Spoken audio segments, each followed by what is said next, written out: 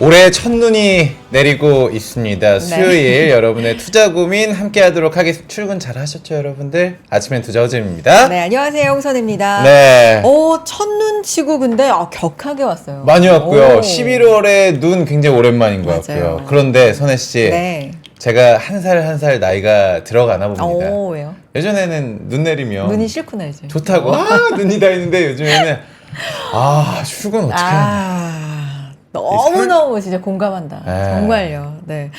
어제 이제 내일 눈 소식이 있길래 네. 오늘이죠? 눈 소식이 있길래 와 눈이 다 첫눈 온다 이게 아니라 그럼 몇 시에 출발을 해야 30분 더 일찍 괜찮을까? 맞아요. 아마 네. 이 대중교통 이용하신 분들도 굉장히 많았던 것 같고 여러분도 어떻게 건강하게 잘 도착하셨죠? 네, 그러니까요. 걱정이 좀 됩니다. 네, 내일까지도 눈 오고 모레까지도 이어진다 이런 얘기 있으니까 이동하실 때 조심하셨으면 좋겠고요. 네. 어쨌든 예쁜 눈 왔으니까 좀 기분 좋게 시작해 보겠습니다. 네. 우리 시장은 지금 그래도 약보합까지 올라와 있어요. 0.1%대 하락인데요. 네. 오늘 삼성전자가 좀 크게 빠져요. 2%대 하락해주고 있는 상황입니다. 알테오제는 힘이 네. 좋죠 지금? 네, 맞습니다. 올라가고 있습니다. 네, 알테오젠 그래도 힘이 그렇게 좋진 않지만 그러네요.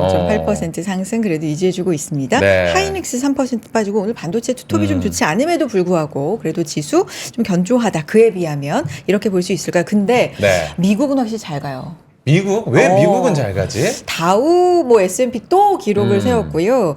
관세 폭탄 얘기를 또 이제 했잖아요. 관세 트럼프. 폭격기로 돌아온 트럼프. 그러니까요. 네. 네. 멕시코, 캐나다, 중국에 중국의 대해서 추가 관세까지. 추가 관세 얘기를 또 했는데 미국 우선주의 진짜 이제 본격화가 되는 건지 미국 계속 잘 나갑니다. 네. 미국 주식 우리 얘기 안 할 수가 없잖아요. 수상한 네. 수요일. 네. 저희가 해외 주식 만나러 오늘은 비행기를 타고 미국으로 떠나보도록 하겠습니다. 네. 수상한 해외 주식 한동혁 부장님, 이동규 부장님 함께 하도록 하겠습니다. 반갑습니다. 안녕하세요. 네, 안녕하세요. 반갑습니다. 네. 두 분 눈길에 어떻게 괜찮으셨어요? 네, 어제 세차 안 한 걸 다행히. 맞다. 그것도 있었다, 진짜. 세차. 부장님들은 저기 눈 오면 좋아요. 약간 저 같은 마음이 어떠세요? 좋은 것 같아요. 여의도 진짜요? 오면서 오. 뭐 눈꽃이 활짝 폈으니까 그래서 기분 좋게 왔습니다. 이 부장님은 그런 눈빛이 아닌데요? 좀 귀찮은 느낌? 네, 오늘 방송이 좀 걱정되더라고요. 네. 왜 걱정되셨어요? 저희가 삼성동에서 이제 오니까 차가 막히면 맞아요. 그래요, 맞아요. 이게 현실적인 네. 고민이고 그래도 아름다운 눈 보면서 감성 살아있다면 다행이고요. 좋아요. 자, 최근 시장 어떻게 보시는지부터 좀 짚을까요? 네, 알겠습니다. 부장님들이 오늘은 어떤 이야기를 준비를 하셨는지 저는 일단 이 질문부터 던지고 싶습니다. 네. 랠리 이야기를 굉장히 많이 들었어요, 미국에서. 하죠. 네. 트럼프 랠리, 산타 랠리, 연말 랠리까지 계속 요즘은 베센트 랠리도 나와요. 베센트 랠리도 이제 나와요? 재무장관 네. 지명자. 맞아요. 그러니까요. 그래서 지금 약간 네. 미국은 파티 느낌인 것 같긴 한데 최근 시장은 어떻게 봐야 되는지 흐름부터 좀 짚어주시죠. 네, 뭐 지금 바야흐로 누가 얘기해도 AI 시대인 건 너무나 명확한 시기인 것 같고 그 시기가 굉장히 초반부라는 것도 여러분도 잘 아실 겁니다. 네. 그래서 AI 시대가 굉장히 길게 펼쳐질 텐데 사실 AI 시대에서 미국을 기본 세팅값으로 해야 되는 거는 뭐 당연한 사실입니다. 네. 그래서 미국을 중장기적으로 굉장히 길게 놓고 봤을 때 굉장히 주식 투자에 있어서 주 무대로 봐야 되는 건 명확한 사실이고 하지만 이번 주간 그 미국 주식 흐름들을 체크해봤을 때 좀 유념해야 될 부분들이 있어서 저희가 주간으로 이번 미국 주식 시황을 좀 체크해보고 네. 주목할 산업 그리고 종목들까지 한번 체크해보도록 하겠습니다. 좋습니다. 먼저 이제 주간 흐름들을 보실 때 그 세이브로라고 하는 곳에서 검색해 보시면 다 나옵니다. 네. 우리나라 그 리테일 투자자들, 한국 서학개미 분들이 어떠한 주식을 좀 많이 샀는가 순매수 위주로 제가 1주간을 한번 집계를 해봤어요. 근데 굉장히 좀 이번 주가 매매에 있어서 굉장히 좀 특이한 부분들이 보입니다. 아마 여러분들이 미국 주식을 접하실 때 테슬라, 엔비디아, 그다음에 비트코인 이 세 가지 해시태그면은 굉장히 많은 그 매수하신 부분들에 관심 갖고 계신 분들이 많을 텐데 이 집중 현상이 굉장히 세게 보여진 한 주간이었습니다. 그 주간으로 집계된 미국 주식 종목들 순매수 추이를 보면요, 1등이 반도체 3배 ETF, 지금 초록색으로 네. 옆에 써 2등이 주시네요. 테슬라, 아. 3등이 엔비디아, 4등이 엔비디아 2배 ETF, 5등이 비트코인 매수, 6등이 이더리움 2배, 이더리움이구나. 그리고 7등이 팔란티어입니다. 네. 기본이 2배, 3배 롱이네. 그러니까요. 그러니까 이 네. 한정된 3개, 4개 종목 내에서 이 주간 순매수 흐름이 굉장히 많이 쏠렸다라는 얘기는 반대로 얘기했을 때 굉장히 좀 조심해야 되는 부분이 있습니다. 꼭 이게 주식뿐만 아니라 뭐 부동산도 마찬가지고요, 채권도 마찬가지고요. 모든 자산이 한쪽으로 쏠릴 때면은 과열된 분위기를 조심해야 되는 상황이 명백하거든요. 그렇기 때문에 이 주간으로 굉장히 쏠렸을 때 우리는 주가 측면에서 유의해야 되고, 이 한 주간 순매수가 많이 집중된 엔비디아와 테슬라가 단기 고점을 찍고 좀 부진한 모습을 보이는 이유도 그에 있습니다. 비트코인도 마찬가지고요. 네. 그래서 지금 엔비디아 어제도 이제 장 초반에 저희가 미국 주식을 지켜봤을 때 상승 눈치를 계속 보다가 좀 그 시가 대비 굉장히 밀리는 모습들을 보여줬는데, 지금 엔비디아의 주가 차트를 보면은 한 51선을 좀 이탈하려고 하는 그 경계선에 위치를 하고 있거든요. 그래서 엔비디아가 주당 한 130불을 좀 하회를 크게 한다라고 했을 때는 나스닥 중심으로 시장이 좀 조정을 받을 수 있는 여지가 있다. 그러니까 사실 시장에서 제일 중요한 거는 주도주고, 주도주는 매도자가 가장 관심을 많이 갖고 거래하는 종목인데, 그게 주요 그 지지선을 이탈한다는 얘기는 시장의 조정을 좀 일부 감안해야 된다는 시기로 좀 점쳐집니다. 이거를 좀 뒷받침해 줄 수 있는 근거 자료가 네. 지금 월드 인덱스를 한번 같이 볼게요. 그 ACWI라고 올 컨트리 월드 인덱스라는 지표인데요. 그러니까 전 세계 지수를 좀 가중평균한 지표라고 보시면 되는데, 거기서 일부 테크 종목들의 비중이, 시가총액 비중이 지금 44%까지 이렇게 올라와 있고요. 넌텍 비중, 뭐 예를 들어 뭐 금융주나 에너지, 그다음에 이런 매터리얼 관련된 여타 종목들의 비중은 한 25%까지 시총이 내려와 있습니다. 그러니까 역사적으로 2008년 금융위기 때나 또는 닷컴 버블 때랑 비교했을 때 지금 테크주에 대한 그 쏠림 현상이 굉장히 심화되어 있는 국면은 맞다라고 보여집니다.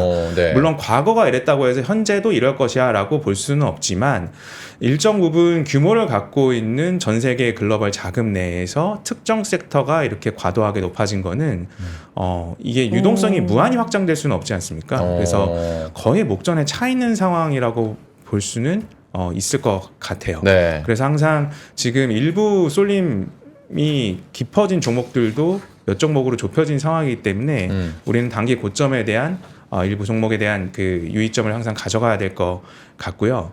그래서 우리는 항상 미국 주식을 볼 때 큰 흐름들을 봐야 되는데, 아주 조용히 이 원자재 시장에서 신고가 부근으로 다가가고 있는 그 품목이 있습니다. 네. 어떤 거죠? 그게 바로 이제 자료에서 보시는 네. 우라늄입니다. 우라늄.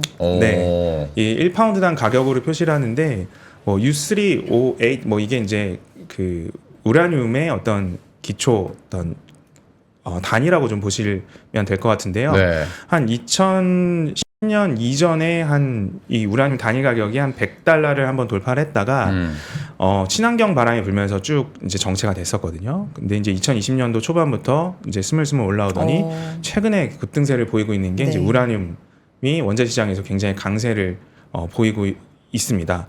그래서 이제 관련주들도 미국에서 굉장히 그 활발하게 움직이고 있는데, 네. 아마 첫 번째 한 올해만 한 820%, 9배 오른 종목이 뭐예요? 여러분들이 아마 잘 알고 계시는 SMR, 뉴스케일이라고 하는 네. 종목이고요. 네. 옆에 보는 종목들도 이제 카메코라고 하는 캐나다를 대표하는 이제 우라늄 관련된 종목들, 그다음에 우라늄 ETF, 그다음에 컨스텔리언 에너지라고 하는 미국의 대표적인 에너지 종목들입니다. 이러한 흐름들이 산업에서 이제 굵직하게 나타나고 있는데, 우라늄 슈퍼사이클을 지금 뭐 외국계 보고서들이나 뭐 우리나라 애널리스트도 많이 이야기를 하고 있어요. 네. 우라늄이 굉장히 지금 공급 부족이고 수요가 굉장히 많이 올라오고 있다. 그래서 이제 이러한 현상들을 우리가 봤을 때 향후에 어떤 그 해외 투자에, 해외 미국 주식에 좀 집중을 해야 될까를 좀 천천히 알아보도록 하겠습니다. 네. 그러니까 반대쪽에 있는 이런 우라늄을 기반으로 한 원자력 발전의 반대쪽에 있는 게 이제 ESG 그렇죠. 열풍이었었는데요. 네. 그러니까 사실 지금은 그린워싱, 그러니까 뭔가 나는 되게 친환경적일 거야라고 하는 그런 포장으로 지금은 사실 좀 조롱을 받고 있어요. 그쵸. 그러니까 실질적으로 ESG 관련된 펀드 금액이 꼭 트럼프 때문에 줄어들었다기보다는 뭐 바이든 정부에서도 2021년 기점으로 해서 급감하기 시작했고요.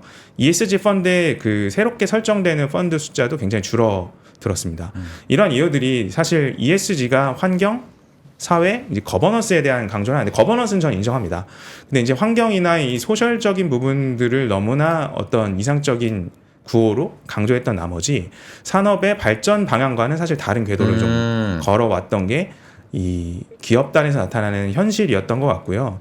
그래서 23년도 이후 주요 지수 추이를 보면은 글로벌 클린 에너지의 어떤 인덱스는 뭔가 신기술 업종과는 다르게 반대로 가는 것들을 볼 수가 그러네요. 있고, 이 실적 발표를 했을 때 예전에 이제 ESG 같은 게 많이 언급되다가 지금 거의 그 발자취를 감췄거든요. 그렇기 때문에 지금의 현실, 산업 현실을 바라보면은 IEA에서 이제 전망하는 것도 2040년까지는 지금의 전력 수요보다 62% 많은 전력 수요를 대비를 해야 된다. 네. 그리고 2050년까지는 지금보다 거의 2배, 거의 100% 가까운 전력 수요를 준비를 해야 된다라고 하는 예견들을 하고 있기 때문에 앞으로 우리가 미국 주식을 볼 때 원자력을 필두로 한 전력과 관련된 기업들을 좀 잘 볼 필요가 있다. 그리고 한 며칠 전에 끝났어요. 그 COP29라고 해서 Conference of Parties 29라고 하는데, 이 기후 협약에 이제 동의를 한 유엔 이제 국가들의 29번째 이제 총회가 막 끝났습니다. 거기서도 이제 2050년까지 원전을 이제 3배까지 확대를 해야겠다라고 하는 이 이니셔티브에 6개국이 더 이제 지지를 하면서 네. 그 관련국이 훨씬 늘었고요. 이 참여국을 보면은 뭐 한국을 중심으로 해서 사실 뭐 거의 올림픽 국가 다 참여한다고 보시면 됩니다. 여기 이제 중국이 빠져 있는데, 중국은 전 세계에서 원자력을 가장 빠르고 공격적으로 늘리고 있는 국가 중에 하나입니다. 그렇기 때문에 뭐 미국, 영국 뭐 물론이거니와 뭐 프랑스 같은 경우에는 러우 전쟁 이후에 가장 그 원전이 발달된 나라였기 때문에 이 전력적으로 피해가 없었거든요. 네. 그러니까 이 원전에 대한 논의들은 전 세계적인 그 의견들로 모아지고 있는 상황이다라고 보시면 될 것 같습니다. 그래서 네. 저희가 수상한 해외 주식, 뭐 굉장히 포텐셜이 큰 종목들을 발굴하기 위해서는 이미 다 커버린, 빅텍으로 커버린 M7 종목보다는 그들도 지금의 빅텍이라 부르는 기업들도 결국엔 스몰텍이었기 때문에 네. 한 불과 3, 4년 전만 하더라도 테슬라가 S&P 500에 편입된 종목이 아니었습니다. 네, 스몰텍, 미들텍이었고요. 그런 종목들을 우리가 산업을 쭉 조망하면서 발굴을 해야 되고, 꼭 강조드리고 싶은 부분이 이 미국 주식시장은 굉장히 스타트업 투자하듯이 기업들을 바라봐야 합니다. 지난 시간에 말씀드렸다시피 우리나라에는 신기술 기업들이 대부분 비상장에 머물러 있고, 미국 시장 같은 경우에는 신기술 기업들이 상장돼서 거래가 됩니다. 그렇기 때문에 포텐셜이 많은 미국 주식을 발굴하기 위해서는 굉장히 벤처스러운 그 모험가적인 관점으로 미국 주식을 바라봐야 되는 게 이 미국 주식을 바라보는 포인트이고, 그렇기 때문에 우리가 단순히 M7에만 국한될 게 아니라 지금 스물스물 올라오는 신성장 기업들에 대한 관심들이 굉장히 필요하고, 그 중에 하나가 좀 우라늄과 관련된 뭐 원전 기업이 그 중에 하나일 것 같아요. 그래서 지난 시간에 우리가 한번 그 살펴본 대로 이 큰손들의 그 자금 흐름 동향에서도 엔비디아 같은 이제 빅텍 종목들을 많이 줄이는 모습들을 보여주고 있고, 네. 워렌 버핏이 택한 뭐 도미노 피자나 뭐 풀코퍼레이션 같은 경우는 최근에 굉장히 좋은 흐름들 보여주고 있거든요. 그러니까 이런 큰 흐름들을 고려하더라도 앞서 말씀드린 테크에 대한 비중이 굉장히 많이 쏠려 있다. 네. 이런 시점은 우리가 연말까지는 좀 주의해야 될 부분 아닌가 좀 정리를 해볼 수 있을 것 같습니다. 어떻게 보면 이 수상한 해외 주식 이 수요일 이 시간에 취지라고도 할 수 있잖아요. 그렇죠. 네. 미국 주식에 M7만 있는 게 아니라 M7만 있는 게 아닙니다. 포텐셜 오히려 목에 찬 거 말고 좀 더 포텐셜을 갖고 있는 종목들 그 중에서도 좀 수상한 흐름, 긍정적인 흐름이 포착되고 있는 것들을 좀 보자, 이런 취지도 있는데, 맞습니다. 한 주간의 흐름도 그런 취지로 또 말씀해 주셨고, 네. 이런 얘기 있어요. 원자력 발전 우리 요즘에 얘기 많이 하는데 어쨌든 단순하게 보면 단순하게. AI가 열풍이다. 맞아요. 데이터 센터 필요하고 전력 필요하고. 많이 필요하다. 네. 많이 필요하다 못해 부족하다. 부족하다. 이게 이제 기본 논리라고 알고 있는데, 네. 이동규 부장님께 여쭤볼게요. 원자력 발전에 관심이 솟는 이유를 조금 더 구체적으로 말씀해 주신다면요. 네, 저는 한국 사람들이면 이제 다 알만한 그 사례들을 보여드리면서 좀 설명드리려고 네. 합니다. 네. 네, 그 자료를 보여주시면 되는데, 네. 네, 한국 사람들이 유독 전 세계에서 AI에 대한 그 뭔가 AI에 대해서 되게 빨리 접한 나라 중에 하나입니다. 왜냐하면 알파고 그 실험을 한국에서 해서 굉장히 진짜. 이제 충격을 가장 먼저 받았던 나라 중에 하나인데 이게 굉장히 오래전 일이더라고요. 네, 생각보다? 2013년 13년 봐봐. 10년이 일로 기억을 하고 있는데 네. 당시에 이제 처음에는 딥마인드가 질 거라고 얘기했지만 결과적으로는 압승을 이제 거뒀었습니다. 충격적이었죠 좀. 예. 그런데 지금 보시면 네. 경기 결과는 알파고가 이겼지만 이게 이제 한 가지 문제점을 그때 당시에도 노출을 했었습니다. 네. 그 대국을 하면서 사용한 알파고의 전기 사용량이 이제 170kWh 정도로 이제 추정이 되는데 이거를 이제 곱해 보면 실제로 이세돌 구단이 사용한 에너지 대비해서 8,500배 에너지를 써서 이긴 겁니다. 이야, 그래요. 진짜요? 그러니까 바둑 하나를 이기기 위해서도 사람의 에너지의 8,500배의 에너지를 사용해서 이제 이긴 거기 때문에 그때 당시에도 AI 세상에 오면 그 에너지가 부족할 수 있었다라고 하는 게 벌써 10년 전부터 있었던 이제 얘기라고 보시면 될 것 같습니다. 네. 그래서 전기세로 제가 환산을 해보니까 한 100만 원 정도 되는데 이게 이제 딥마인드 그 전기 사용량과 관련돼서는 그 정확한 통계가 없습니다. 그래서 언론에 언급되는 자료들이 여러 가지가 있어서 어떤 이제 그 KBS 프로에서는 20만 kWh 정도를 얘기하는데 그 정도면은 이제 7,300만 원 정도를 전기세로 사용한 걸로 이제 나타나 있어요. 그래서 그 정도로 이제 AI 자체가 굉장히 전기를 먹는 하마다 그렇게 봐주시면 될 것 같고요. 네. 근데 이게 저희도 공부를 하다 보니까 어려운 부분이 뭐냐면 그 170kWh라는 게 도대체 얼마나 큰 거지? 이런 게 사실은 맞아. 와닿지가 않더라고요. 네, 맞아요. 그래서 이제 그거에 대해서 좀 이해하시기 쉽게 그 자료를 가져와 봤는데 네. 빌 게이츠가 사실 뒤에서도 말씀드리겠지만 친환경 에너지에 대해서 관심이 많고 그래서 이제 책을 썼습니다. 그래서 그 책에 나와 있는 이제 대략적인 그 통계를 보는 방법인데 그 170kW시면은 그러니까 미국 평균 가정이 쓰는 전기량의 한 170배 정도를 그냥 알파고 컴퓨터 한 개가 썼다 당시에 이렇게 이제 봐주시면 될 것 같고요. 네. 여기 있는 1기가와트, 12기가와트 이런 수치들이 어느 정도에 해당하는 건지 한번 이제 봐주시고 뒤에 얘기를 참고를 해주시면 더 이해가 좋을 것 같습니다. 네, 그래서 딥마인드가 전기를 굉장히 많이 쓴다고 말씀을 드렸는데 챗 GPT는 사실 딥마인드보다 더 많은 반도체 칩이 사용되고 더 많은 전기가 필요합니다. 그래서 챗 GPT에 우리가 질문 한번 할 때마다 처리할 때 약 2.9Wh 정도의 전력이 소모된다고 하는데 챗 GPT가 한 하루에 평균 2억 건 이상을 처리한다고 합니다. 그래서 사용하는 전기 에너지가 어마어마하다는 거를 이제 유추해 볼 수가 있을 것 같고요. 그래서 국제에너지기구에서는 AI 산업에 대한 전력 수요가 2023년에서 2026년까지 3년간에 최소 10배 정도가 증가할 것이다 이런 예상을 하고 있습니다. 그래서 말씀하신 대로 AI 산업에 있어서 그 전기 전력량이 필요한 거는 이제 이미 기정사실이라고 봐주시면 될 것 같고요. 네.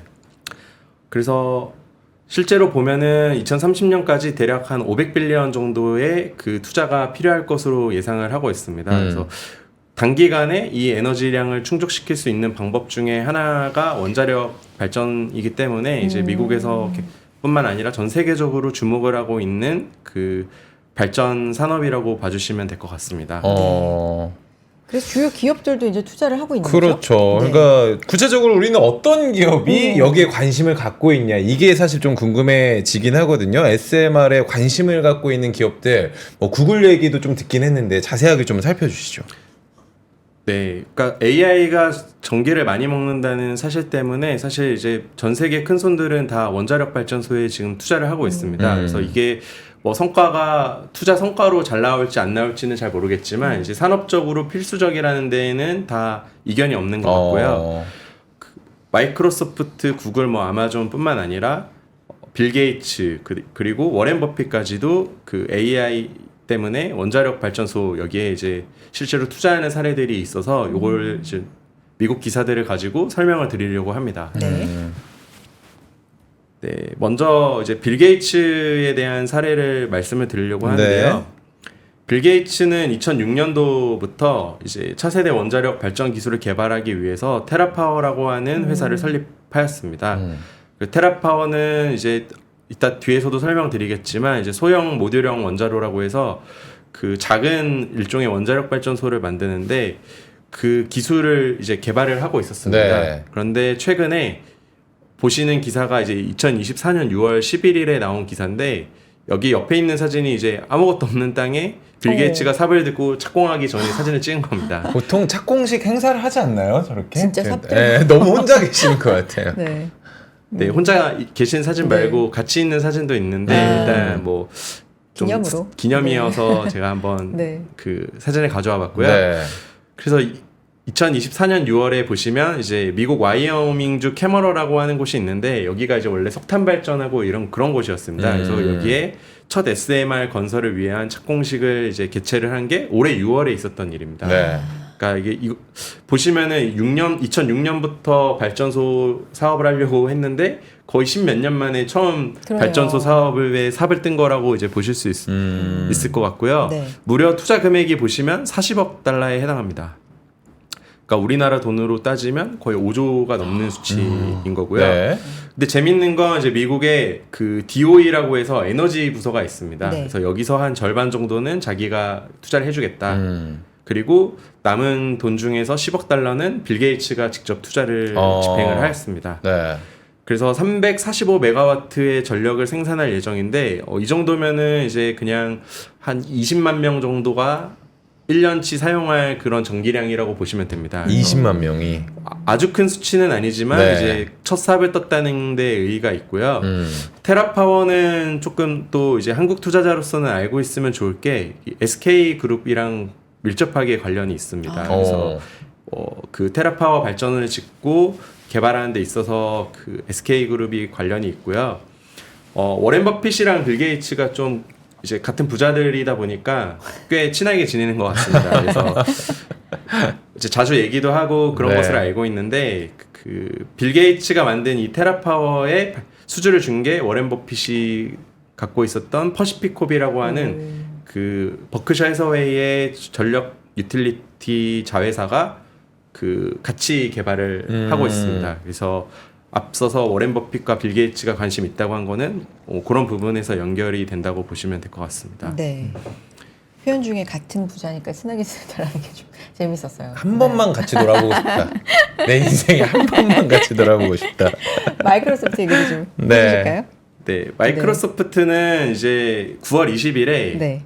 미국의 콘스텔레이션 에너지라고 하는 회사가 있습니다. 그래서 이거는 이제 미국 내에서 원전 발전을 1등하고 있는 유틸리티 회사인데 네. 그 펜실베니아주의 쓰리마일 섬이라고 하는 곳에 원자력 발전소가 있었는데 이게 1979년에 그 사고가 났습니다. 네. 그래서 멈춰 있었던 원전인데 이걸 재가동하겠다. 그래서 여기에서 재가동해서 만든 전력으로 우리 데이터 센터에 공급하겠다. 이런 이제 기사를 냈고요. 투자 금액은 한 16억 달러 정도를 투자한다고 하고 설치 용량은 기존에 설치되어 있었는데 멈춰 있었던 용량이 대략 1,800메가와트 정도가 됩니다. 네. 그래서 이 정도에 해당하는 전력량을 만든다고 보시면 될 것 같고요. 아까 보셨던 그 네. 테라파워의 발전량보다는 한 5배 정도가 큰 발전량입니다. 345메가와트니까 네, 거의 그래서 1800메가와트. 네. 그 9월 20일에 내용을 발표했는데 콘스텔레이션 에너지 주가 차트를 아마 검색해 보시면 이제 최근 들어서 계속 주가 흐름이 좋은 게 이런 이제 맥락이 있다. 이렇게 이제 봐주시면 될 것 같습니다. 네. 구글. 구글로 넘어가네요. 구글도 카이로스 파워라고 하는 스타트업에 이제 투자를 했습니다. 그래서 소형 원자로를 7개를 건설할 계획인데 이것도 발표된 지가 올해 10월 14일이니까 한 달 정도 조금 더 한 달 정도 지난 네. 그런 뉴스입니다. 네. 그런데 이제 보시면 뭐 66염이라고 해서 그 이제 새로운 방식으로 냉각을 하는 방식인데 이걸 가지고 그 원자로 7개를 건설해서 총 500메가와트의 전력을 공급하겠다 이렇게 이제 언급을 하고 있습니다. 그래서 이게 뭐 그냥 한두 군데만 투자하면 흐름이 아니라 그냥 여기에서 그냥 엣지가 있구나 아니면 그냥 이 회사의 전략이구나 할 수 있는데 네. 대형 회사들이 대규모의 돈을 이제 그러네요. 같은 방향에 쏟고 있다라는 게 좀 맞아요. 되게 특이하게 볼 점이라고 저희는 생각하고 있습니다. 아마존이네요. 그리고 마지막으로 아마존에 대해서 좀 말씀을 드리면 네. 아마존도 이제 미국의 전력 사업자 중에 도미니언 에너지라고 하는 회사가 있는데 네. 여기랑 같이 협력해서 엑스에너지라는 그 또 원자력 발전소를 만드는 테크 회사에 투자를 합니다. 그래서 워싱턴주에 320메가와트 정도 규모의 원자력 프로젝트를 이제 진행한다고 기사에 이제 나온 거고요. 이것 또한 10월에 나왔습니다. 그러니까 보시면 최근 9월, 10월에 빅테크 회사들이 원자력 발전소 관련된 이제 투자를 하는 것들이 이제 나타나고 있어요. 그래서 그렇기 때문에 이제 주식시장에서 주목을 많이 받아서 아까 처음에 한 부장님이 보여주셨던 그런 주가 차트가 나온 게 아닌가 이렇게 이제 예상을 하고 있습니다. 네. 확실히 이 큰 손들은 이유가 있겠죠. 네, 이 소형 원자력, 네, SMR에 대해서 관심을 갖는 게 있을 것 같은데 라라라님께서는 갑자기 선혜 씨 허잼 딱밤 한 대만 때려주면 안 돼요? 그럼? 왜? 저 뭐 잘못 아까 뭐 부자들하고 논다고 해서 그런가? 애정에 애정에? 뭐 그런 것 같아요. 네. 네, 항상 알겠습니다. 찾아와 주시는 우리 라라라. 우리 아까 네. 중간에 네. 우리 한 부장님께 좀 궁금한 게 있었는데 네. 우라늄 얘기하셨잖아요. 우라늄. 원자재 시장에서 뭐 우라늄이 지금 강세다라고 하는데 이게 우라늄 하면 또 러시아 아니겠습니까? 네. 최대 공급국. 트럼프 2기가 되면은 이게 좀 뭐 시세가 변화하거나 뭐 거래량이 좀 많아지거나 이런 것들이 좀 있을까요? 그게 이제 굉장히 이 투자에 있어서 어려운 부분인데요. 이제 우라늄을 이제 여러분들이 미국 주식시장에서 공부하다 보면 우라늄이라 안 하고 유레니엄이라고 하거든요. 유레니엄. 발음이 그래요? 네, 참. 참고로 알아주시면 우라늄이 아니라. 우라늄. 유레니엄인데 네. 그래가 이제 우라늄 다루니까. 네. 네. 어쨌거나 이제 우라늄과 관련돼서 사실 바이든 정부에서 이 러우 전쟁이 나고 나서 이제 러시아산 우라늄을 이제 수입 금지 조치를 했어요. 네. 그러니까 우리나라 같은 경우도 우라늄의 그 핵심 그 농축액을 사와서 가공을 해서 사실 써야 되거든요. 그 수입국 1위가 우리나라도 러시아입니다. 그러니까 러시아가 전 세계적으로 봤을 때 농축 우라늄의 수출 대국이에요. 그러니까 미국도 본국에서 이제 그 우라늄 농축액을 만든다기보다는 러시아에서 그걸 수입해다가 쓰는데 이제 거기서부터 이제 문제의 발단이 시작되는 거죠. 네. 러우 전쟁이 발발하고 러시아에서 이제 유럽 쪽에 천연가스를 끊으니까 이제 우라늄을 중심으로 한 원자력이 그 뒷받침이 안 된 EU 국가들은 굉장히 전력 수급에 문제를 겪었고 미국 같은 경우도 그냥 러시아에서 농축 우라늄을 사용해서 수입해서 이제 전기 발전을 해왔는데 그게 막혔고 그러니까 이제 그 이후에 이제 지정학적인 리스크 그 자국의 우라늄 안보가 굉장히 중요하게 된 계기로 작용을 합니다. 그래서 앞으로 좀 어렵다고 하는 게 이제 트럼프 정부에서는 바이든 정부에서 했던 러시아산 우라늄 수입을 다시 재개할 수도 그럴 거. 네. 있고요. 그리고 이 우크라이나에 사실 매장된 우라늄 원소에 굉장히 많다고 알려져 있거든요.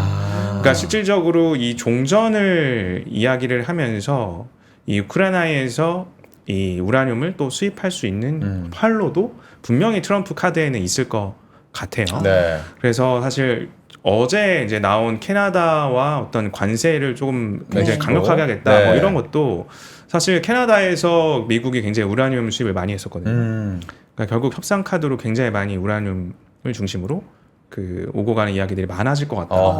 그래서 관련된 종목에 대한 그 변동성이 굉장히 크게 나타날 거라고 보고 있습니다. 네. 발음이 어떻게 된다고요? 우라늄이 아니라 네, 유레니엄. 유레니엄? 유레늄에 네. 대해서 우리가 또 주목을 해보도록 네. 하겠습니다. 코끼리 베이글님은 뭘 투자해야 될지 모르겠어서 이제 ETF를 샀는데 좀 달달하다고 이렇게 해주셨고 우레니엄 이런 것도, ETF를 그러니까요. 사셨군요. 우레니엄 네. ETF를. 네. 근데 이제 개별 종목에는 우리가 어떤 또 관심을 가져봐야 되는지 네. 어떤 전략을 세워봐야 되는지 이제 살펴볼 텐데 종목 얘기 여러분도 의견 좀 남겨주시고요. 맞아요. 많이 함께 참여해 주시기 바랍니다. 광고 잠깐 듣고 올까요? 광고 타임. 광고 타임.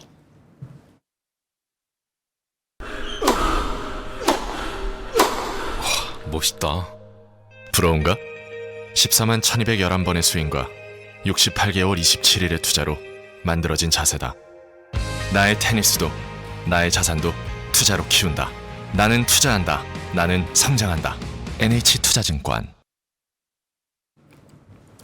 네, 앞서서 저희 뭐 녹방 아니냐고 그러셨는데 라이브고요. 생방송이고요. 현재 시각 네. 10시 31분 지나가고 있습니다. 그러니까 지금 네. 시장도 실시간으로 다 보고 있습니다. 네. 코스피 양전했네요. 양전했어요. 네. 힘을 더 내줬으면 좋겠습니다. 그러니까 네. 오늘 반도체 투톱이 좀 빠짐에도 불구하고 지수는 그래도 버텨주는 흐름이 나타나고 있습니다. 네. 자, 수상한 해외 주식 알아보고 있고요.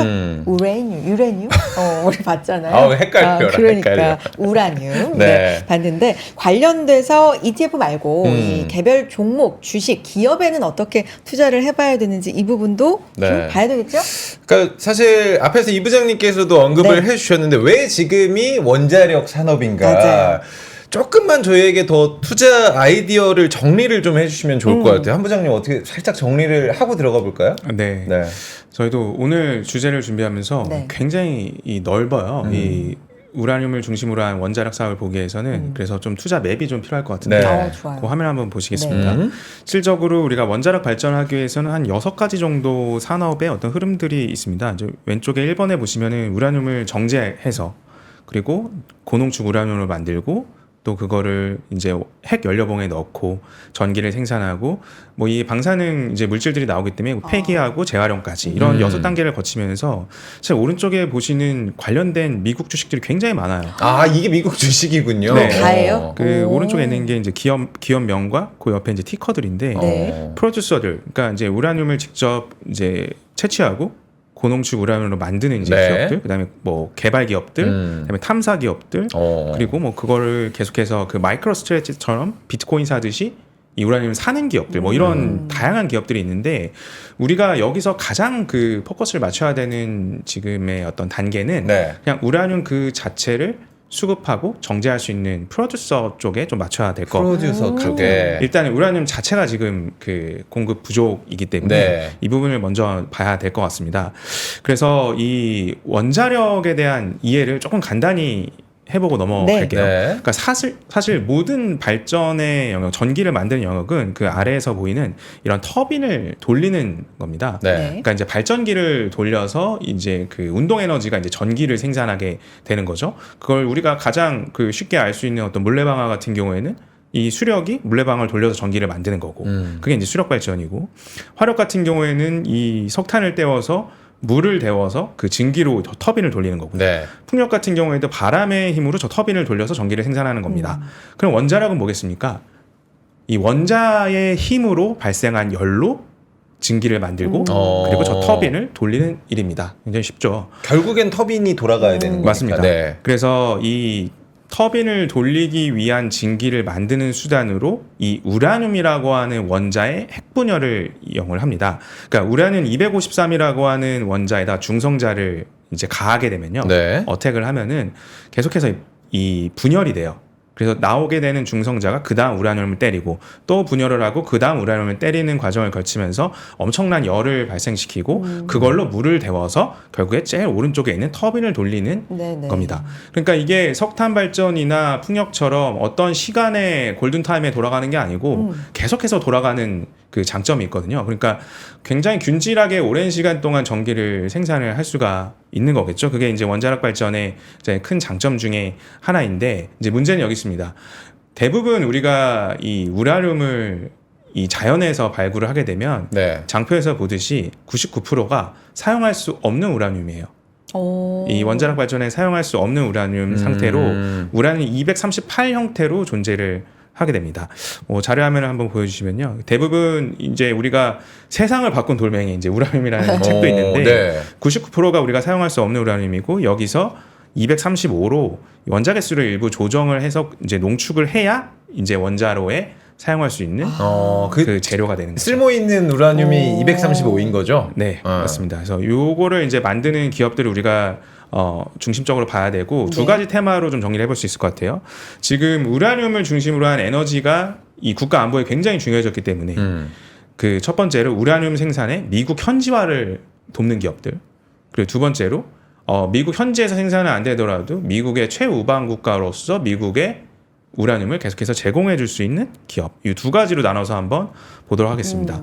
첫 번째 기업은 센트러스 에너지라는 기업. 아, 지금부터 이제 적어야 이고요. 되겠습니다. 센트러스 에너지. 네, 티커가 LEU예요. 이제 기업이에요. 네. LEU만 알아도 이게 그 우라늄 기업이구나 알 수 있는 게 이게 LEU. 로우 앤 리치드 우라늄이에요. 그러니까 농축 우라늄이죠. 티커가 농축 우라늄이에요. 그래서 이 기업 같은 경우에는 그 미국의 원자력 에너지 기업으로서 미국의 에너지부와 긴밀하게 협업을 하는 그 기업이고요. 네. 실적으로 93년도에 미국의 어떤 정부로 설립이 됐습니다. US 인리치먼트 코프로 이제 그 설립이 됐는데 이후에 좀 이제 우라늄 사업의 정체기가 겪으면서 이제 이 센트러스 에너지로 이제 개편이 됐죠. 그래서 이 후에 설명드리겠지만 차세대 원전이라고 우리가 일컬어지는 SMR에는 더 농축을 많이 한 고농축 우라늄이 필요하거든요. 네. 그걸 이제 HALEU라고 하는데 이게 하이 SALEU라 그래서 고농축 우라늄을 이야기합니다.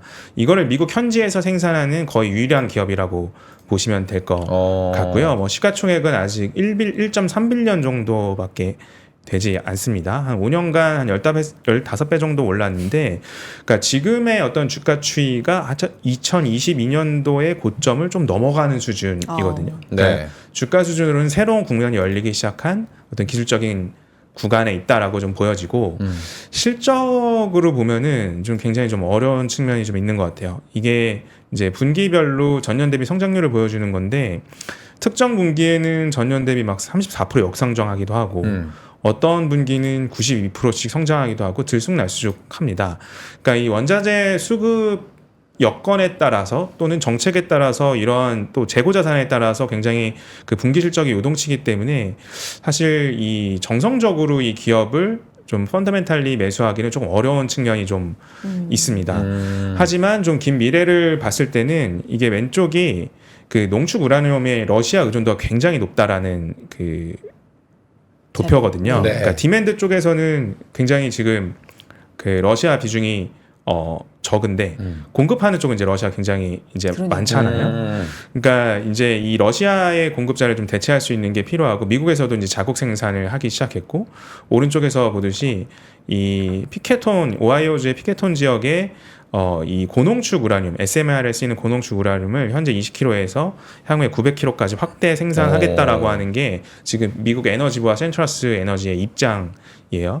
그러니까 이제 장기적으로 놓고 봤을 때는 굉장히 좋은 환경에 있으나 단기적으로 예측하기에는 주가 흐름이 굉장히 좀 어려운 측면이 있다라는 게 우리가 좀 이 주식을 좀 다루는데 좀 애로사항이 될 것 같고 네.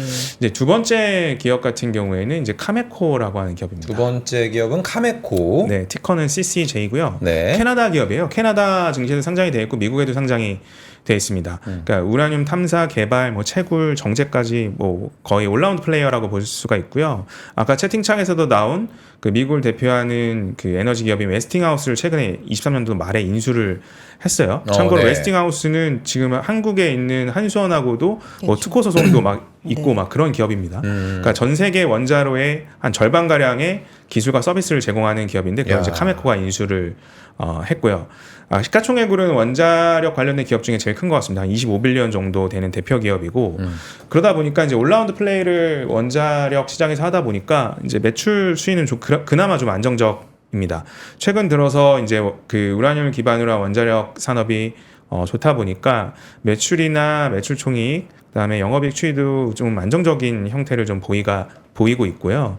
그리고 이 SMR을 중심으로 사실 굉장히 많이 앞으로 원자력 시장이 발전을 하게 될 거라고 보는데 네. 아까 이제 앞서서 이제 질문에 대한 답변이 되기도 하는데 러우 전쟁이 좀 종결이 되고 아하. 또 미국이 러시아나 우크라이나와 뭐 우라늄 협상을 하거나 네. 캐나다와 어떤 협상 구간들이 조금 불리해질 경우에는 카메코의 좀 리스크 요인으로 작용할 수도 있는 점이 우리가 좀 이 기업을 투자할 때 좀 주의점으로 볼 수가 있을 것 같습니다. 네. 네. 두 기업 센트러스 에너지, 카메코 소개해 주셨는데 네. 주목을 해볼 만하지만 어떤 한계점이라든지 주의해야 될 점도 같이 소개를 해 주셨어요. 네. 그러면 우리 이동규 부장님께 또 SMR. 넘어가 보도록 하겠습니다. 아까 앞서서 이제 데이터 센터 이야기를 좀 해주셨는데 네. SMR 이 소형 모듈 원자로에 대해서 정말 많이 듣거든요. 맞아요. 조금 더 자세하게 설명을 좀 부탁을 드려보도록 하겠습니다. 네, 그 SMR은 스몰 모듈러 리액터의 약자입니다. 네. 그래서 작게 만들어 놓은 원전이다 이런 건데 사실은 이제 상식적으로 생각했을 때는 작게 만드는 것보다 뭔가 크게 만드는 게 더 좋지 않을까. 전력도 더 많이 생산하고. 네, 그렇게 생각하실 수 있는데 네. 이제 작게 만들므로써 생기는 장점들에 대해서 몇 가지를 네. 말씀을 드리겠습니다. 여기 보시면 이게 이제 보통의 대형 원자력 발전소의 이제 구조들입니다. 네. 보시면 뭔가 되게 어렵게 연결이 돼 있죠. 그래서 옆에도 같이 나와 있는데 이제 주요 원자력 발전소에 들어가는 그 부품들이 그 하나의 기기들이라고 보시면 됩니다. 그래서 네. 가압기, 펌프, 증기 발생기 그리고 가장 중요한 노심 이렇게 되어 있는데 이것들이 대형 원자력 발전소는 규모가 크다 보니까 다 파이프나 이런 관들로 연결을 보통 해놓습니다. 네. 그런데 이제 대부분 해국 연료가 작동하는 곳이라든지 이런 곳들은 굉장히 안전하게 만들죠. 근데 대부분의 사고가 터지는 것들은 파이프에서 사고가 터집니다. 아, 그래요? 오. 그래서 이런 것들이 이제 단점인데 보시면 소형 모듈 원자로의 구조는 이거를 하나의 관에다가 다 매립을 하게 됩니다. 그래서 전체적으로 봤을 때는 전기 생산량은 이 소형 모듈 원자로 한 개에서 만드는 전기량보다 대형 원자로 한 개에서 만드는 전기량이 더 많겠지만 네. 안전한 원전이라는 측면에서는 이제 좀 더 선호를 받을 수 있는 부분이 있습니다. 아하. 그리고 소형 모듈 원자로의 가장 큰 장점은 뭐냐면 네. 대형 원전은 사실 규모가 크다 보니까 공사가 굉장히 큽니다. 그러니까 밖에 나가서 직접 공사를 해가지고 지어야 되는데 소형 모듈 원자로는 우리로 따지면 조립식 주택으로 생각하시면 될 것 같아요. 오. 그러니까 공장에서 그 부품들을 다 만든 다음에 가서 네. 조립만 하면 되는 겁니다. 그래서 만들기가 일단 쉽다. 그리고 대부분의 원자력 발전소들은 바닷가에 많이 위치해 있잖아요. 네. 그게 냉각을 위해서 바다에 설치를 하게 되는데 소형 모듈 원자로는 바다에 짓지 않아도 냉각이 가능해서 지상에도 지을 수 있습니다. 냉각이 가능한 이유가 좀 있나요? 이제 가장 큰 이유 중에 하나는 뭐냐면 원자력 발전소에서 가장 많은 열이 나오는 게 연료봉에서 발전이 끝나고도 계속 분열을 하기 때문에 열이 많이 나오게 네. 됩니다. 근데 이거는 이제 규모가 크다 보니까 발생하는 열이 너무 큰 거예요. 근데 소형 원자로는 규모가 작다 보니까 발생하는 열이 좀 작고 그래서 자연 냉각도 가능한 부분이 있습니다. 그래서 훨씬 그런 부분에서는 이제 간단한 장점이 있다. 이렇게 이제 봐주시면 될 것 같습니다. 네. 그래서 이제 소형 모듈 원자로가 주목을 받는 이유는 기존의 대형 원자력 발전소를 크게 지은 다음에 이거를 이제 전기를 끌어다가 사실은 썼던 거예요. 네. 근데 그렇죠. 소형 모듈 원자로는 데이터 센터나 이런 걸 지을 때 그냥 옆에 주문을 하고 갖고 와서 조립해서 바로 끼워서 쓸 수 있는 겁니다. 빠르고 효율적이겠네요. 네. 오. 그래서 그런 부분들 때문에 네. 컨셉추얼하게 네. 소형 모듈 원자로에 대한 관심이 이제 높고 대형으로 짓지 않고 소형으로 짓는다라고 보시면 될 것 같고 원자력 발전이 사실은 호불호가 굉장히 많이 갈리잖아요. 네. 그래서 안 좋아하시는 분들은 이제 대형 원자로 발전소에서 많이 났었던 사고들 때문에 그렇죠. 안 좋아하시는데 네. 원자력의 장점은 이용 그대로 하고 단점을 줄일 수 있는 방법으로 생각한 게 이 소형 모듈 원자로라고 보시면 될 것 같습니다. 안전의 부분을 좀 더 보완하고. 그러니까요. 네, 장점은 그대로 취하고. 네. 기업으로 또 가봐야 되겠죠. 그러니까요. 네. SMR 그래서 관련된 기업 뭐 볼까요? 네, 두 가지 네. 회사 정도를 먼저 말씀을 네. 드렸고요. 뭐 사실 지금 이제 자료에도 나와 있지만 네. SMR 주요 개발 현황에 보시면 뭐 미국 17개, 러시아 17개, 뭐 중국 8개 이런 식으로 돼 있어서 네. 원자력 발전 산업에 대한 트렌드가 굉장히 높은 거는 알겠습니다. 근데 우리가 이제 투자를 할 때는 뭐 애플 같은 회사, 그러니까 이 시장이 커지는데 혼자 다 먹는 회사에 투자하고 싶은데 사실은 그렇지는 않고 네. 다수의 회사들이 있습니다. 그래서 아까도 뭐 테라파워 말씀드렸고 맞아요. 네. 엑스에너지 뭐 이런 스타트업들도 굉장히 많이 생기고 있는데 네. 오늘은 상장되어 있는 대표적인 회사 두 가지에 대해서 말씀을 드리겠습니다. 적어야 됩니다 또.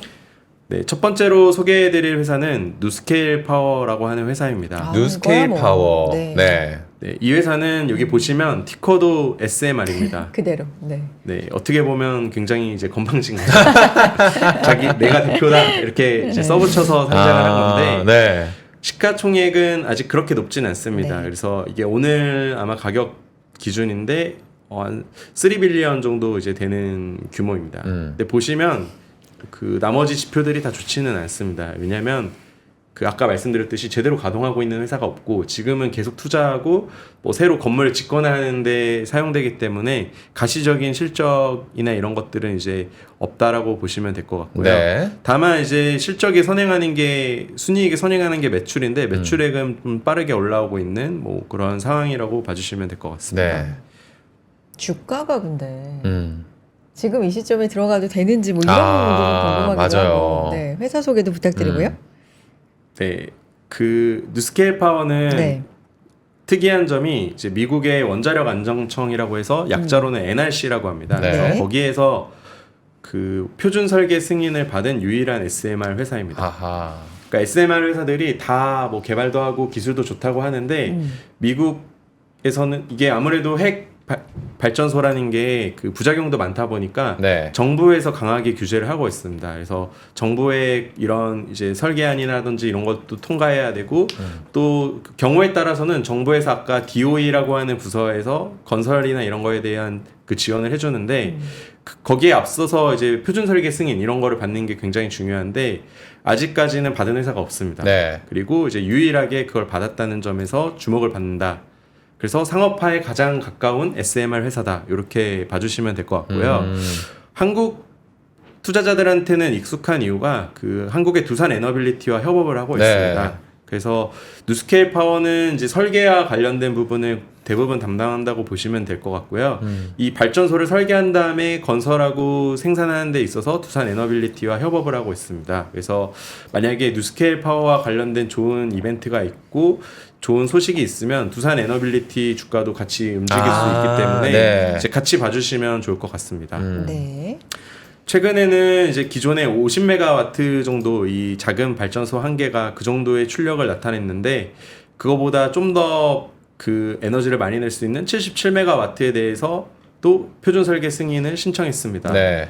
그래서 이제 회사에서 예상하는 거는 2025년 중반까지 우리 승인을 받을 것이다 이렇게 얘기를 하고 있고 사실 뭐 이 회사가 이제 표준 설계 승인을 받은 유일한 회사인 이유는 뭐냐면 네. 다른 회사들은 조금 방식이 다 다릅니다. 근데 이 회사는 기존의 원전 방식을 거의 많이 차용을 했어요. 그래서 어떻게 보면 앞으로 나올 SMR의 좀 과도기적인 버전입니다. 그래서 승인도 빨리 받은 거고 그렇기 때문에 이제 상업화를 앞두고 있다. 이렇게 이제 봐주시면 될 것 같고요. 네. 그 루마니아의 원자력 에너지 생산 회사인 로우파워라고 하는 회사와 지금 그 프로젝트를 하고 있습니다. 그래서 2029년에는 462메가와트 규모로 이제 완공을 할 것이다. 이렇게 이제 얘기를 하고 있는데 이제 SMR 관련주들을 저희가 보다 보니까 이제 그 말씀해주신 대로 리스크가 있습니다. 뭐냐면 네. 대부분 아직 상업화가 된 게 아니고요. 2029년에 완공이라고 하는데 이제 그런 얘기를 좀 드리고 싶습니다. 뭐냐면 저희 회사가 삼성역에 있는데 그 앞에 이제 유명한 게 현대자동차 빌딩 있잖아요. 네. 맞아요. 2011년에 사갔는데 아직도 건물이 안 올랐습니다. 아. 네, 그때 당시의 계획이었으면 사실 지금 벌써 완공이 됐어야 되는데 그렇죠. 뭐 그렇지가 않더라고요. 그래서 그런 이제 일정과 관련된 부분은 계속해서 이제 지연되거나 미뤄질 수 있는 부분이 있고요. 네. 그 시기가 밀리는 거는 대부분 이게 돈이 많이 들기 때문에 대출을 사용합니다. 그래서 대출 비용이나 이런 것들이 갑자기 늘어나거나 이럴 수 있어서 이제 그 프로젝트에 대한 수익률이 왔다 갔다 하는 겁니다. 그래서 예측이 굉장히 어려운 부분이 있어서 이제 그런 것들이 조금 투자에는 어려운 부분인 것 같습니다. 다음 종목까지 한번 봐보도록 하겠습니다. 네, 두 번째로 말씀드릴 종목은 오클로라는 종목인데 아, 우리 추른양님이 뉴스케일이랑 오클로를 미리 딱 맞춰주셨어요. 형. 그럼 우리 저기 좀 기대감이 떨어지잖아요. 혼자만 알고 있더라고요, 추른양 형님. 워낙 많이 아셔서. 오클로 가보도록 하겠습니다. 저는 오클로 초면이거든요. 네, 오클로라는 회사는 초면이실 만한 게 이게 원래는 상장을 안 했었다가 네. 2024년 올해 5월 달에 그 스펙으로 합병해서 승인을 받은 회사입니다. 그래서 이제 보시면 마켓캡은 아까 보셨던 그 뉴스케일 파워랑 비슷한 정도의 규모의 그 회사인데 네. 뭐 마찬가지로 아직 회사가 없고 상업화는 이제 좀 더 느린 편이라고 봐주시면 될 것 같습니다. 그런데 이제 이 회사에 주목하는 이유는 이제 크게 한 두 가지 정도로 볼 수 있을 것 같습니다. 첫 번째는 네, 지금 이제 왼쪽에 보고 계신 게 오클로에서 만든 그 파워하우스, 그러니까 발전소의 모습입니다. 오. 굉장히 이제 우리가 알고 있는 발전소의 모습과는 다른 뭔가 맞아요. 되게 미래지향적인 모습을 보이고 있잖아요. 진짜. 그래서 이런 부분들이 이제 네. 좀 또 투자자들이 주목하는 한 가지 부분인 것 같고요. 저 계획인 거예요. 저렇게 나올 거다. 네. 아. 어. 두 번째로는 그 오픈 AI의 샘 알트먼이 네. 이제 AI가 되면 전기가 부족할 거를 미리 생각을 했었던 것 같습니다. 네. 그래서 2013년에 이 회사가 설립됐는데 네. 2014년에 투자를 했습니다. 그래가지고 이미 그 이사회 멤버로 되어 있어서 이제 샘 알트먼과 굉장히 관련이 많아요. 그래서 뭐 한국에서는 이제 뭐 여러 가지 그 투자자들을 좋아하는데 투자자들이 좋아하는 CEO가 뭐 제프 베조스, 일론 머스크, 특히 일론 머스크가 요즘 가장 이제 화두인데 네. 그 다음으로 일론 머스크에 필적할 수 있는 사람이 샘 알트먼인 것 같습니다. 그래서 그런 사람과 이제 커넥트가 되어 있다는 게 이제 한국 투자자로서는 관심을 많이 갖게 되는 부분인 것 같습니다. 그리고 이 회사는 조금 SMR이랑 차이는 건물 짓는 것까지 다 하고 발전 사업도 본인이 이제 다 하는 게 조금 다른 회사들이랑의 차이라고 봐주시면 될 것 같습니다. 그리고 한 가지 더 특징은 미래지향적이라고 말씀드렸는데 네. 이 회사의 발전소가 미래지향적인 이유는 이제 아까 말씀해주셨던 우라늄과 관련이 있습니다. 네. 그러니까 핵 발전을 하게 되면 전체 이제 100%의 우라늄을 가지고 그 발전을 하면 4년 정도가 지나면 95%의 우라늄이 남고 나머지 5% 정도의 불순물이 생깁니다.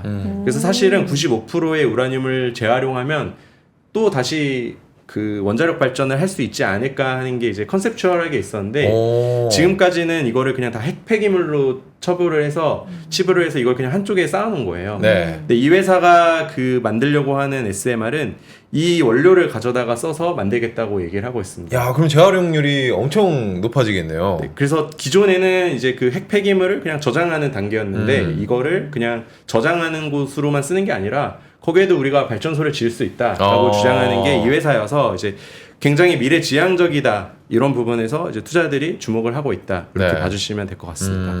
아, 일론 머스크가 추진한 이제 로켓 그것도 그렇고 네. 우라늄도 그렇고 재사용이 약간 요즘은 또 미래 화두인가 이런 생각도 들기는 하네요. 네. 저 오늘 모르던 거 많이 알아요. 그러니까 지금 막 우라늄. 적어가고 있어요. 저는 그러니까요. 지금. 네. 다음 또 체크 포인트 뭐 있을까요? 비교를 조금 더 기자님? 해볼까요? 네, 그래서 이제 저희가 조금 이제 AI 그 두 개의 회사를 조금 먼저 마지막으로 좀 비교를 네. 해서 간단하게 정리를 해보면 뉴스케일 파워. 네, 오클로요. 뉴스케일 네. 파워는 2007년에 만들어져서 상업화가 굉장히 빠르고요. 오클로는 2013년 상대적으로 좀 더 늦게 만들었다는 거고 가장 큰 차이는 재활용할 수 있다라는 네. 점이랑 그 다음에 냉각 기술이 다릅니다. 그래서 아까는 이제 물로 식힌다고 말씀드렸는데 네. 요즘에 나오는 그 SMR은 액체 나트륨을 활용해서 냉각하는 것이 좀 하나의 트렌드가 된 것 같습니다. 그래서 이런 부분들이 좀 더 미래지향적이라고 볼 수가 있고 대신 이제 출력 규모가 작게 만듭니다. 작게 만들어서 뭐 대학교 연구소에서도 쓸 수 있는 원전을 만들겠다 와. 이렇게 얘기하는 게 이제 오클로의 비전이고요. 그래서 상대적으로 경제성은 좀 더 안 좋을 수도 있습니다. 그래서 이거는 이제 실제로 다 짓고 나서 가동을 해봐야지 알 수 있지 않을까 이렇게 이제 생각을 하고 있고요.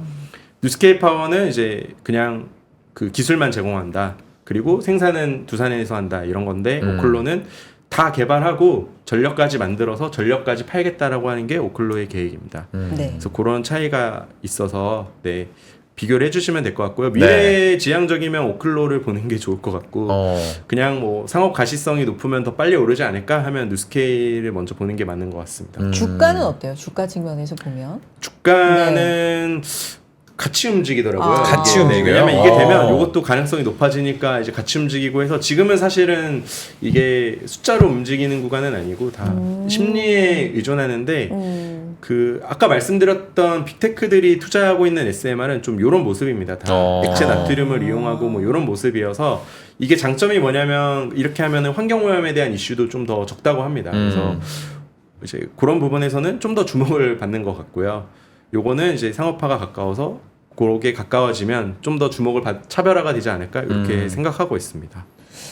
뉴스케일 파워도 간밤에 뭐 한 6% 이렇게 조정받고 이랬는데 요거는 특별히 뭔가 이슈가 있는 건가요, 부장님? 네, 요거는 네. 뭐 사실 이슈라기보다는 네. 아까 우라늄이랑 마찬가지로 네, 네. 좀 또 트럼프 트레이딩의 한 측면으로 같이 움직였었던 부분도 있는 것 같습니다. 네. 그래서 관련된 주식들이 같이 안 좋으면 또 빠지는 경향도 있는 것 같고요. 뭐 특별한 악재가 사실 지금 상황이 너무 나쁘거든요. 뭐 회사가 돈을 버는 것도 아니고. 맞아. 다만 이제 정책적 수혜를 기대하는 건데 이제 그런 게 없으면 또 주가는 빠지고 그런 것 같습니다. 결론, 투자 아이디어. 마지막 가볼까요, 전략까지 부장님? 한번 네. 세워주시면 감사하겠습니다. 네, 그래서 저희가 이제 SMR과 우라늄을 보면서 느꼈었던 부분들을 한 5가지로 정리를 해봤는데, 네, 그거를 이제 화면 보면서 같이 말씀을 드리겠습니다. 네. 그래서 아까 말씀드린 대로 AI 시대가 오려면 에너지 혁명 반드시 돼야 되는 것 같습니다. 그래서 아까 딥마인드가 그냥 인간의 8,500배를 쓰는데 사실 그거보다 더 높은 능력을 요구하는 거는 에너지가 당연히 많이 필요하고 그래서 에너지를 빨리 얻을 수 있는 방법도 같이 좋아져야 된다. 네. 그래서 그런 측면에서 원자력 발전이 빠르고 꾸준하게 전기를 공급할 수 있기 때문에 이제 시장에서는 대세로 떠오르고 있는데 원자력 발전 자체가 이제 사실은 원전이 멈춰 있다가 최근에 늘어나는 거라서 이게 늘어나면 우라늄은 계속해서 수요가 많아질 것 같습니다. 그래서 그런 점에서는 이제 우라늄 가격은 계속 주목해 볼 필요가 있는 것 같고요. SMR은 사실 이제 굉장히 가까운 미래처럼 봤지만 제가 보니까 뭐 다 30년 이후에 되는 거라서 아직도 시간이 많이 남아 있는 상황이고 주가는 사실 조금만 움직여도 꿈틀하는 부분이 있습니다. 그래서 아까 보여드렸던 뉴스케일 파워도 작년에 처음으로 진행하던 프로젝트가 한번 멈췄습니다. 네. 그러니까 그냥 하루에 30%씩 주가가 빠지거든요. 그래서 그런 리스크를 내가 테이킹을 할 거냐 말 거냐를 이제 투자자들이 결정을 해야 되는 것 같고 그럼에도 불구하고 이제 빅테크 회사랑 투자자들은 미래라고 생각하기 때문에 이제 열심히 투자를 하고 있다. 이렇게 이제 볼 수가 있을 것 같습니다. 근데 저희가 근데 더 말씀드리고 싶은 거는 마지막에 작성한 부분인데 네. 이게 결국에는 전력 발전량이 많아질 수밖에 없고 많아지면은 전기 가격은 또 떨어지게 돼 있습니다. 그래서 그렇게 되면 그 정령 그 원자력 발전소로 늘어난 전기 발전량이 이게 수혜가 다 원자력 발전소로 가냐 아니면 그 수혜를 다른 회사들이 누릴 거냐라고 본다고 하면 저는 그 편익이 전기력 유틸리티 회사보다는 다음 서비스를 만드는 회사들에게 돌아갈 가능성이 많다고 생각합니다. 그래서 이제 저번에 다 말씀을 드리지 못했는데 사실 네. 드러켄 밀러는 AI와 관련돼서 이런 얘기를 했었습니다. 뭐냐면 우리가 모바일 시대가 올 때 페이스북이라는 게 나올지 예측을 했냐. 그러니까 지금에 나와 있는 AI 서비스는 물론 붐이고 좋지만 본격적인 서비스의 시작은 아직 하지 않았다. 네. 그리고 그 시작은 우리가 전혀 예상하지 못한 서비스부터 시작할 것이다 라는 얘기를 했는데 저희는 AI와 관련돼서도 그런 서비스가 나올 것이라고 생각합니다. 그러면 메타도 사실 중소형주에서 시작한 거고 테슬라도 중소형주에서 시작했던 것처럼 그런 회사들이 이제 저희가 보다 보면 먼저 발견할 수 있지 않을까 이런 이제 생각을 하고 있고 그런 종목들을 찾아서 말씀드리기 위해서 이제 계속 노력하고 있습니다. 네. 네. 고맙습니다. 오늘 그런 취지로 말씀해 주셨고요. 이동규 부장님 감사합니다. 한동훈 네. 부장님도 여기서 인사 나누고 다음 주에 또 수상한 종목들 많이 소개해 주시기 바랍니다. 두 분 고맙습니다. 감사합니다. 감사합니다. 네. 오늘 복습 한 번만 하면 종목 4개. 4개. 센트러스 에너지, 카메코, 뉴스케일 파워, 오클로까지. 맞아요. 전 다시 보면서 공부를 네. 좀 하도록 하겠습니다. 저도 그러겠습니다. 네. 자, 아침엔 투자 준비한 내용 여기까지인데요. 오늘 지수도 그렇고 그래도 보합권에서 계속해서 네. 상승 전환 시도해주고 있는데 오늘 확실히 금융 보험 관련된 주가들이 좀 강하게 움직여주고 저희 있습니다. 방송 도중에도 둘 다 빨간색 불이 들어왔던 걸로 기억을 맞아요. 하는데 네. 계속해서 한번 지켜보시죠, 여러분들. 네, 내일 또 인사드리겠습니다. 내일은요 목 빠지게 기다렸던 목 빠지는. 목요일이니까 네, 콜지훈 부장님과 종목 상담으로 또 인사드리겠습니다. 내일 뵐게요. 고맙습니다. 감사합니다.